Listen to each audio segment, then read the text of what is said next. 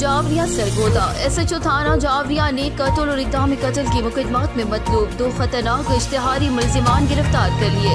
राजा Zafar Abbas SHO थाना जावरिया ने बोलो TV ग्रीस को बताया कि थाना जावरिया की हुदूद में खतरनाक मुजरिमान इश्तिहारियों की मौजूदगी की इतलात मिलते ही SI नकीब अरशद, गुलाम शब्बीर और दीगर मुलाजमीन पुलिस के हमरा छापे मारकर मुलजिम मुलाजिम हुसैन उर्फ अब्दुल्ला अबद मोहम्मद अशरफ, मुस्लिम शेख सकना मठ को कायदाबाद और खादिम हुसैन वल्द मोहम्मद अफजल, मुस्लिम शेख सकना मठ को कायदाबाद कत्ल और इक़दाम कत्ल के 2 मुकदमात थाना ककराली जिला गुजरात में दर्ज है और ये इश्तिहारी हैं जिन्हें बाइमदाद मुलाजमीन पुलिस गिरफ्तार किया गया है। उन्होंने कहा कि SDPO शाहपुर सर्कल जाफर छीना की हिदायत पर मुजरिमान इश्तिहारियों के खिलाफ ऑपरेशन जारी रखेंगे।